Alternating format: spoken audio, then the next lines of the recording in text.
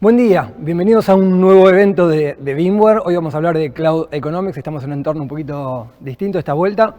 Vamos a contar un poquito acerca de, primero de contexto, cómo se están utilizando las nubes públicas y cuáles son los desafíos, ¿no? Después vamos a hablar un poquito de mitos en términos de costos, vamos a hablar de algunos procedimientos que tenemos nosotros para medir costos y cuál es la mejor estrategia de uso de nube, en particular con tecnología VMware, para obtener los mejores resultados. Vamos a mostrar algunos resultados que hemos relevado en la región y después vamos a hablar un poquito acerca de cost management, que es un área también de bastante preocupación. ¿Qué es lo que está pasando en términos de uso de nube pública? Obviamente todas las empresas están avanzando en el desarrollo de aplicaciones nuevas, ¿no? Están enfrentando este proceso de transformación digital. La pandemia intensificó esto, básicamente porque la única forma que tengo hoy como organización de diferenciarme de la competencia es a través de una experiencia digital avanzada. Y esto hace que tengamos que desarrollar aplicaciones para ofrecer esa nueva experiencia digital. Eso está pasando en todas las industrias. Y no solamente de cara a los clientes finales, sino también de cara a los propios empleados. Hace muy poquito con Gustavo Yasoy, a quien les voy a presentar en un ratito, estuvimos haciendo un proyecto en un banco en Uruguay y descubrimos que en los próximos 2 años el banco iba a tener que renovar 50% de su planta de IT. En un país que genera un número limitado de profesionales, poder captar a los mejores millennials, por ejemplo, es un desafío y obviamente tenemos que ofrecer una experiencia de empleado distinta. Si vamos a tratar de captarlos y los obligamos a marcar tarjeta a las 9 y marcar a las 18, eso no va a ser posible. Entonces, esta experiencia digital avanzada corre en todas las industrias y en todos los sentidos. Y para esto, la arquitectura de las aplicaciones modernas que se están desarrollando son arquitecturas multicloud. Ese es el nuevo entorno. Nosotros seguimos muy de cerca dónde ejecutan las cargas de trabajo para poder ofrecer a nuestros clientes la infraestructura para hacerlo, ¿no? Nuestro último estudio del año pasado nos muestra que 73% de los clientes ya están usando 2 o más nubes. 25% están usando 3 o más nubes. O sea que el ambiente multicloud llegó para quedarse. También estamos viendo dónde ejecutan las cargas de trabajo. Para el 2025 esperamos que el 30% de las cargas de trabajo ejecuten en la nube privada, 30% en el Edge, un nuevo jugador si se quiere, y 40% en las nubes públicas, y en particular en múltiples nubes públicas. Obviamente que eso trae un montón de beneficios, pero también trae un montón de desafíos. Estuvimos haciendo algunas preguntas en términos de cuáles son estos desafíos, ¿no? Cuáles son los obstáculos o las cuestiones más importantes que tenemos que enfrentar. Y la verdad que hubo coincidencia entre la mayor parte de los clientes en términos de que todo lo relacionado a la seguridad es un desafío. Implementar seguridad en un data center es complicado. Imaginemos cuando la arquitectura de mis aplicaciones y de mis cargas de trabajo se extiende a múltiples data centers, múltiples nubes públicas. Sin duda es un desafío. Cada infraestructura en este tipo de arquitecturas tiene una tecnología distinta. Necesito lidiar con esa inconsistencia, necesito adaptar a los equipos y a los procesos, ¿no? Se empiezan a formar nichos de conocimiento para interactuar con cada una de las nubes. Ese es un desafío adicional. Y fundamentalmente, y esto es un punto común en todas las organizaciones, las primeras 6, 7, 8 facturas no traen sorpresa. Cuando empezamos a hacer corporativo el uso de nubes públicas y se empieza a diseminar la utilización, empezamos a tener problemas de control de costos. Así que vamos a charlar un poquito acerca de esto. Me interesó esta encuesta de HashiCorp. Tiene no solamente números muy interesantes, sino también conclusiones sumamente interesantes. Les recomiendo, les dejo un link. ¿Cuáles son las preocupaciones más grandes de las organizaciones que están avanzando en este camino de adoptar entornos multinube? El primero tiene que ver con los costos, después seguridad, falta de skills, y coincide con la encuesta de VMware, ¿verdad? Y la inconsistencia de los múltiples ambientes. Entonces, hablemos un poquito de por qué ocurre esta inconsistencia, ¿no? Yo digo siempre que IT perdió geografía. ¿Por qué? Hoy las aplicaciones están distribuidas en múltiples nubes. Obviamente, los usuarios están distribuidos geográficamente y los clientes están distribuidos geográficamente. Con lo cual, dotar a una arquitectura de esta complejidad de seguridad o de políticas de procesos uniformes es sumamente complejo. Entonces, VMware viene trabajando en este punto desde hace mucho tiempo. Esta arquitectura de referencia que les muestro atrás tiene 9 años. Lo que venimos promoviendo desde VMware es una tecnología que me permite ejecutar cualquier aplicación. Las aplicaciones tradicionales van a seguir existiendo y las aplicaciones modernas, ¿no? Y ahí es donde va a haber más auge. Se espera que en los próximos 5 años se desarrollen más aplicaciones que en los últimos 40. Con lo cual, la mayor parte de estas aplicaciones van a ser aplicaciones cloud native, basadas en microservicios, en clusters Kubernetes. Y deberemos proveer una infraestructura para que esas aplicaciones corran en cualquier nube, en la nube privada, en el edge y en las nubes públicas, en múltiples nubes públicas. Lo que hemos hecho dentro de nuestra arquitectura de referencia es proveer herramientas para que los usuarios, para gestionar los entornos de usuario final, para que los usuarios puedan acceder a estas aplicaciones y documentos corporativos, básicamente desde cualquier dispositivo, dispositivos propios, dispositivos de la compañía, en cualquier momento, en cualquier lugar y de manera segura. Y para eso hemos embebido dentro de la misma infraestructura, por eso llamamos seguridad intrínseca a la tecnología, la seguridad en la infraestructura misma, para que no sea un agregado sobre la infraestructura que muchas veces es más vulnerable. Entonces, esa es nuestra arquitectura de referencia. Para implementarla lo que hemos hecho es repetir el patrón utilizado para la virtualización de servidores que fue tan exitosa. Lo que hacemos es, agrupamos el hardware, creamos esta capa de abstracción que nos permite después gestionarlo y automatizar su funcionamiento a través de software.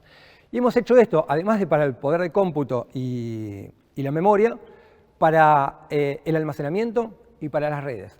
Llevamos inteligencia de los dispositivos de red al hipervisor, ¿no? A nuestro componente que se llama NSX, esta red virtualizada me permite interactuar con dispositivos de red a partir de ahora de software. Lo mismo con el almacenamiento. Las políticas de almacenamiento las llevamos a Virtual SAN, a este hipervisor, y es el software el que se encarga de gestionar el almacenamiento físico. Entonces, esta capa de software que me permite realmente empezar a utilizar el paradigma de nube, me permite gestionar todos los recursos de IT, no importa dónde estén, si están en mi nube privada, en el edge o en la nube pública, a través de software. Y lo bueno es que esta plataforma, que llamamos VMware Cloud Foundation, es homogénea, corre en cualquier proveedor de nube pública, con lo cual utilizo las mismas herramientas que utilizo para gestionar recursos de IT en mi data center o en el edge para gestionar recursos de IT de otro, la computadora de otro, ¿no? El paradigma de nube, los recursos de IT de los proveedores de nube pública. Entonces, algunas ventajas de este esquema es que, bueno, obviamente agilizo los tiempos de aprovisionamiento. No solamente en AWS o en Azure yo puedo gestionar o autoaprovisionarme un ambiente completo, sino también en la nube pública o en el Edge. Cuando aprovisiono una máquina virtual, aprovisiono sus servicios de almacenamiento y sus servicios de red y seguridad al mismo tiempo. Entonces, logro continuidad operativa por dos motivos. Por un lado, la red está definida por software. Puedo hacer con la red lo mismo que hacía con las máquinas virtuales. Esto es tomarle un snapshot y recrearla en otro lugar. Ante una contingencia, yo podría levantar las máquinas virtuales en un sitio de contingencia y la red de esas máquinas ya existe. Entonces no tengo que ni siquiera cambiar direcciones IP, ¿no? El RTO baja notablemente. Sin embargo, también puedo hacer lo mismo con, por ejemplo, un ambiente de contingencia que levanto en una nube pública. Entonces, ante una caída de mi sitio principal, hago un DRS en una nube pública, en cualquier nube pública, con la misma tecnología que utilizo en mi data center principal.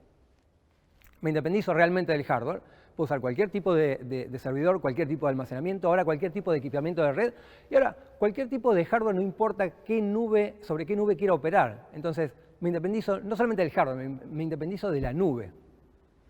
Esta plataforma, desde hace unos años, empezó a soportar no solamente la ejecución de máquinas virtuales, sino también la ejecución de clusters Kubernetes. Esto quiere decir que ambientes para aplicaciones modernas pueden correr ahora en este hipervisor. Y le ofrece, el hipervisor, lo mismo que le ofrece a las máquinas virtuales de hace muchos años. Esto es continuidad operativa, alta disponibilidad, seguridad, conectividad. Entonces, para equipos de operación, de infraestructura y operaciones, es fundamental. Llegan aplicaciones que corren en entornos nuevos y las puedo gestionar con la misma tecnología que utilizo hace 15 años para gestionar máquinas virtuales. Definitivamente, este tipo de tecnología me permite utilizar el paradigma de nube realmente, ¿no? El paradigma de nube no es utilizar la computadora de otro, siempre digo, es utilizar recursos de IT de manera ágil, automática, y sin que me importe dónde están. Pueden ser recursos propios o pueden ser recursos de un proveedor de nube pública, por ejemplo. Entonces, me paso a independizar de quién es el proveedor de nube. Pensemos en esto. Estoy teniendo aplicaciones nuevas que estoy montando en nubes públicas. Si de repente un proveedor de nube pública viene y pone un data center en la ciudad, yo quiero tomar esa carga de trabajo y moverlas al nuevo proveedor para evitar problemas de latencia, por ejemplo. O ante una devaluación, traer de nuevo esa carga a mi data center o llevarla a un proveedor de nube de servicios que me cobre infraestructura en pesos, por ejemplo. No, son distintas situaciones en las cuales creo que el tener una puerta de salida y poder migrar mis cargas de trabajo de un lugar a otro es sumamente importante. Entonces, la misma tecnología VMware corre hoy en mi nube privada, en el Edge y en cualquier proveedor de nube pública, porque hemos hecho acuerdos con la idea de darle consistencia y atacar uno de los problemas que mencionábamos como desafío en la encuesta anterior, darle consistencia a mi plataforma tecnológica, no importa dónde corra, ¿no? Puedo reutilizar los mismos skills, las mismas herramientas, los mismos esquemas de seguridad para correr cargas de trabajo en cualquier lugar, en mi VMware, en el on-premise o en un proveedor de servicios, o en AWS, en Azure, en Google, en Oracle, en IBM, en cualquier nube. Alibaba. Quería mencionar un componente dentro de este esquema, de este ambiente, que es sumamente importante. HCX me permite migrar cargas de trabajo masivamente, ¿no? De mi data center, por ejemplo, a una nube pública. O eventualmente de una nube pública a otra, o de una nube pública a mi data center nuevamente. Hay varios esquemas de migración, en caliente, en frío, migrando un core y después el delta. Pero esta herramienta es sumamente interesante y yo me acuerdo que cuando entré a VMware hace muchos años, teníamos una nube pública, se llamaba vCloud Air o algo por el estilo. Y yo veía cómo, bueno, en una de las demos se movían máquinas virtuales de mi data center a vCloud Air en Australia y en caliente. Eso era ciencia ficción en aquel momento. Hoy lo estamos haciendo, y lo estamos haciendo en clientes reales nuestros en la región, aquí en Chile y en Argentina. Entonces, la estrategia de VMware, como para completar un poquito de qué se trata este contexto, tiene que ver con permitir a los clientes libertad de elección, que puedan ejecutar la carga de trabajo que deseen en la mejor nube, en la más adecuada para esa carga. Usar eficientemente las nubes, porque la plataforma de VMware usa mejor el hardware de los proveedores de nube, de la misma manera que usa mejor el hardware propio, ¿no? Y un punto importante, VMware acompaña esta estrategia con un esquema de licenciamiento acorde. ¿Esto qué quiere decir? Tenemos un esquema de licenciamiento, por ejemplo, que se llama Cloud Universal, que me permite pagar por suscripción la tecnología VMware que utilizo en mi data center y eventualmente usar esas mismas licencias para mover las cargas de trabajo a una nube pública. Hasta ahora tenemos acuerdos con AWS y con Azure. No, con AWS y con Google y estamos negociando con Azure. Un punto importante, en algún momento de esa migración tengo carga de trabajo en el on-premise y tengo carga de trabajo en paralelo en algún proveedor en el que haya elegido. Bueno, este tipo de licenciamiento te permite ese tipo de esquemas y ese tipo de ejecución concurrente. Entonces, de nuevo, para atacar cada uno de estos desafíos que planteábamos como preocupación de los clientes en la encuesta de HashiCorp, tenemos todo lo que tiene que ver con el vertical de multicloud, de tecnología multicloud, que me permite esto, ejecutar cargas de trabajo en cualquier nube y evitar la complejidad de infraestructura según dónde estén corriendo esas cargas. Con eso estamos atacando todo lo que tiene que ver con falta de skills y con la complejidad de ambientes multicloud, ¿no? Es una única plataforma. Todo lo que tiene que ver con seguridad intrínseca ataca esa preocupación en términos de seguridad, porque ahora aplico los mismos esquemas de seguridad que aplico en mi data center en cualquier entorno donde yo esté corriendo plataforma VMware, por ejemplo en las nubes públicas. Queda una preocupación que es la que tiene que ver con el costo y es lo que nos cita hoy. Vamos a hablar un poquito de eso y particularmente me gustaría atacar el punto del mito que dice que utilizar VMware sobre esas nubes públicas puede ser más caro que utilizar las nubes públicas de manera nativa. Y eso no es así. Lo voy a invitar a Gustavo Yasue, nuestro Business Solution Specialist, a que me acompañe porque estamos trabajando con él en varios clientes y estamos viendo con números públicos bien si esto es cierto o no. ¿Gus? Bueno, Otto, muchas gracias. Sí, este es un tema extremadamente interesante, ¿no? Porque siempre se ha hablado, muchas veces he escuchado el tema de que VMware es caro, ¿no? Y pareciera que con la migración a la nube hemos migrado esa idea también, no nosotros, la industria ha migrado esa idea también a la nube y se ha transformado un poco en este mito, en por qué o creer, digamos, que utilizar tecnología VMware en la nube versus utilizar los esquemas nativos es más caro. Sin embargo, lo que vamos a hacer esta mañana es demostrar justamente con matemática muy simple y herramientas e información completamente pública que esto es justamente un mito y podemos hacer este ejercicio con ustedes cuando quieran. y consiste en algunos pasos muy simples, ¿no? Vamos a pasar por cada uno de ellos, pero no es más que primero definir una carga de trabajo de ejemplo o real que ustedes puedan tener y bajo las cuales les gustaría hacer este análisis, estimar realmente cuál es el costo de esta carga para ser ejecutada en VMware Cloud, compararla contra el costo, digamos, de ese mismo capacidad de cómputo, storage, etcétera, en las nubes públicas y realmente ver cuánto da, ¿no? Vamos a encontrar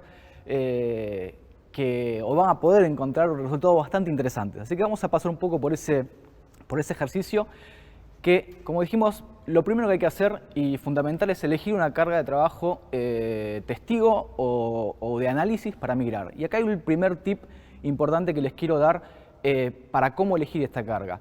Van a sacar, y se dan cuenta, van a sacar mayor beneficio cuanto la carga sea más heterogénea. ¿Qué quiero decir con esto? Cuando la mezcla de tamaños y características de máquinas sea lo más heterogénea posible, ¿no? No significa una máquina de cada tipo, pero claramente grupos de máquinas heterogéneos que permitan justamente aprovechar las capacidades que tienen justamente los hipervisores y nuestro hipervisor en particular, de acomodar y jugar con esas cargas de trabajo de la forma más óptima, ¿no? Entonces, en este caso, elegimos, de hecho, un caso que hemos trabajado con un cliente bastante real, de 1000 máquinas de distintas características, como pueden ver, a las cuales también les seteamos, digamos, unas condiciones de borde bajo las cuales estas deben correr. Por ejemplo, el nivel de utilización de la CPU, la cantidad de memoria, etcétera. Entonces, con esta carga inicial, lo que vamos a hacer es ir a la calculadora de VMware Cloud, cual pueden encontrar ahí abajo de la presentación el link, y estimar digamos, qué capacidad necesitamos contratar para correr estas cargas bajo las condiciones de borde que hemos puesto al inicio. ¿Tá? Acá pueden ver que podemos cargar cada uno de esos perfiles de las máquinas, las necesidades que tenemos y la cantidad de instancias que vamos a utilizar para cada modelo de máquina virtual. Y para ser completamente justos, digamos, en los esquemas de precio, vamos a elegir una cotización, digamos, reservada por 3 años, que es un poco, en definitiva, el mejor precio también que van a poder conseguir en los contratos de nube pública, ¿no? En vez de usar una consumo por demanda pura, sino costo reservado a 3 años. ¿No? Como ven ahí, van a encontrar, digamos, que el mejor escenario justamente es este costo reservado a 3 años y nos da en este ejercicio cerca de 22 nodos físicos que estamos contratando arriba de VMC en la nube, donde van a estar corriendo estas máquinas virtuales. Ahora vamos a hacer justamente la comparación de cuáles serían los equivalentes en nube pública. En este caso en particular, porque el ejercicio lo hicimos así con este cliente, lo vamos a hacer con AWS, pero realmente ustedes pueden entrar a las calculadoras de cada uno de los hyperscalers y hacer el mismo ejercicio con sus calculadoras y vamos a machear cada una de estas máquinas virtuales que estamos, de estas instancias que estamos definiendo, con los flavors o los tamaños de la oferta, en este caso de S2, y también vamos a elegir un costo justamente reservado a 3 años. Acá hay algo que sucede interesante, ¿no? Que es la primera pequeñas ventajas que empiezan a aparecer. En este caso hemos podido encontrar y machear bastante bien cada una de los requerimientos de estas máquinas virtuales con las flavors, digamos, de la nube. Pero hay muchos casos, o algunos casos, donde no se machea exactamente y estamos eligiendo tamaños de máquinas que son un poco más grandes o apenas un poquito más chicas y en eso perdemos un poco de eficiencia o de eficiencia de uso de recursos, ¿no? Eso en el esquema, digamos, de VMC, al mover las máquinas exactamente tal cual como están, es algo que no sucede. De manera que también hay un aprovechamiento más eficiente de algunas cosas de esos nodos, ¿no?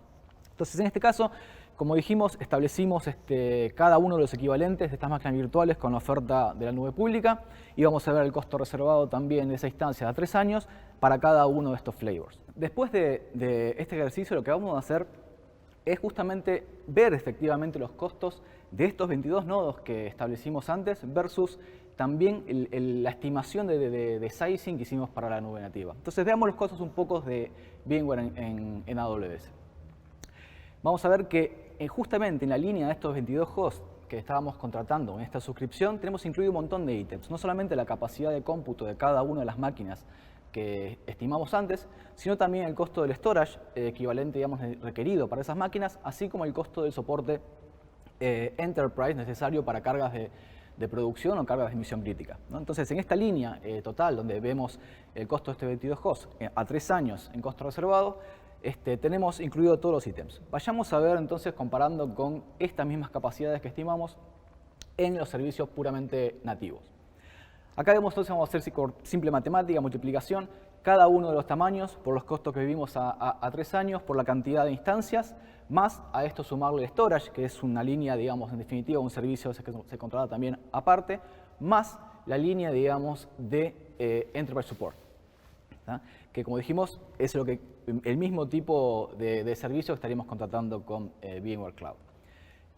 Si vemos el número total, encontramos algo que estamos viendo que es bastante recurrente en la mayoría de los escenarios, y no solamente con un tema de AWS o VMware en AWS, sino también con el resto de los hyperscalers, que es este rango entre 28 o 20% y 30%, y en algunos casos particulares hasta inclusive más, de diferencia y de ahorro de costos que tenemos solamente en la capacidad de cómputo. Es decir, acá no estamos ni siquiera incluyendo o contabilizando como beneficio los costos que tendríamos de la migración, de transformación de máquinas virtuales, costos hora sombra y servicios, de lo que implica realmente una migración, que se subirían, digamos, se sumarían arriba de esto, ¿no? Y que además, gracias a la oferta, digamos, de VMware en las nubes, también ese esfuerzo se ve minimizado porque podemos adoptar estrategias más similares al lift and shift en la mayoría de los casos. Estamos hablando de un 30% en los clientes de la región, y hay algunos ejemplos, ¿no? Exactamente, eso es otro muy buen punto. Esto es un ejercicio teórico de Estados Unidos, ¿no? o de Europa, donde vemos a veces por las escalas estos beneficios, sino son ejercicios realmente reales con clientes acá. Ahora, este punto ¿es exclusivo de AWS como el ejemplo? No, claramente no. Es algo que está pasando con múltiples industrias y múltiples hyperscalers. Hemos hecho este mismo ejercicio con muchos de nuestros clientes en telcos, en empresas de industria como oil and gas, en retail, en varios escenarios, y sin importar la industria, sin importar el hiperscaler que estamos eligiendo, estamos encontrando este rango de números, ¿no? La variación más grande a veces se da por esa composición de cargas que decíamos, ¿no? O sea, cuál es la carga testigo que estamos eligiendo, cuál es el punto de migración. Sin embargo, en más del 80% de los casos siempre estamos obteniendo este rango de diferencia de entre 20 o 30% y en algunos casos, como vimos, hasta más. Estos son clientes de la región, y un punto interesante es, nosotros presentamos estos números a los clientes en conjunto con los equipos de los proveedores de nube pública, porque es información pública, es información verificable, y al proveedor de nube pública le conviene que el cliente se suba a VMware y lleve sus cargas de trabajo a su nube pública. ¿Por qué? Porque es más rápido y empieza a consumir de manera inmediata. Decenas, centenas de máquinas virtuales consumiendo recursos de nube pública en cuestión de horas. Absolutamente. Ese tema de cuestión de horas es extremadamente importante porque, nuevamente, ¿qué estamos queriendo decir con este producto? ¿Que con esto estamos queriendo eliminar o decir, no, señores, no vayan a ninguna carga de servicio nativo en los hyperscalers? No, claro que no. O sea, como sabemos en tecnología, todo tiene un caso de uso, todo es relativo. Pero sí podemos decir claramente que si tienen un conjunto de cargas a los cuales necesitan acelerar la migración a la nube, esta sin duda es la mejor opción para bajar los tiempos de migración y poder dar resultados extremadamente más rápido en nuestra estrategia de nube, ¿no? Nos ha pasado conversar con muchísimos clientes que tienen establecido una visión, una estrategia de migración que no están pudiendo cumplir en términos de tiempos. En la teoría, en el papel, es fantástico lo que comprometen con el negocio, es decir, cuándo vamos a migrar a la nube, pero cuando llevan a la teoría, digamos, o la planificación a la práctica, los tiempos de migración, los tiempos de conversión, los costos de la nube hacen que esa promesa muchas veces no se puedan cumplir, y muchas áreas de IT con las cuales estamos trabajando nos están diciendo, es muy interesante esto porque por fin voy a poder cumplir la promesa que hice hace 3 años al negocio de que iba a ir a una estrategia de nube y iba a dejar de hacer crecer tanto el data center, ¿no? O sea, el cliente particular que menciona Gus hizo la prueba en cada uno de los hyperscalers, Oracle, Google, Azure y AWS. Con la misma tecnología, y se dio cuenta que la forma de gestionar esos ambientes es realmente homogénea. Exactamente, y en todos les dio beneficios económicos, ¿no? Eso es muy interesante. Así que bueno, con esto, como vimos, herramientas totalmente públicas, información pública y matemática básica, podemos demostrar, digamos, que esto de que VMware, digamos, en la nube es mucho más caro que los servicios nativos, sino que es todo lo contrario. Así que, eliminado el mito. Los queremos invitar con esto, de mi parte, a que si quieren hacer este ejercicio, como ven, con esta guía lo pueden hacer ustedes perfectamente solos, pero si no, cuenten conmigo, con el equipo de VMware, para sentarnos y hacer este ejercicio juntos y encontrar cuál es la composición y el caso de uso que es más beneficioso para ustedes. Así que, Otto, vuelvo a vos. Gracias, Gus. Gracias. Bueno, entonces, un resumen. cuando comparamos poder de cómputo en la nube pública, nativa, versus poder de cómputo con VMware, probablemente con VMware sea un poquito más, pero ¿por qué? Porque estamos incluyendo un montón de funcionalidades adicionales, ¿no? Si al costo de cómputo de nube pública le agregamos el costo del storage persistente y compartido, todo lo que tiene que ver con Enterprise Support, Networking and Security, el markup por las licencias eventualmente de Windows, que los proveedores de nube pública tienen que cobrar, y el esfuerzo de migración de aplicaciones, el replatform de aplicaciones para pasar de un data center privado a nube pública nativa, bueno, los ahorros son mucho más significativos. En términos de ejercicios, este mismo ejercicio que hicimos con Gustavo en algunos clientes de la región, se hizo, bueno, VMware tiene una base de datos con 1.300 y algo de casos, y en general lo que estamos encontrando, o sea, el promedio de ahorro de correr VMware en la nube pública respecto de correrlo en el on-premise es del 26%. El promedio de ahorro de correr VMware versus correr la nube pública directamente nativa es de 37%. Y después el retorno sobre la inversión, por ahí es más subjetivo, pero bueno, los datos nos dan 213. Me quedo con los dos primeros números porque son sumamente productivos. Ahora, no tiene que ver solamente con gastar menos.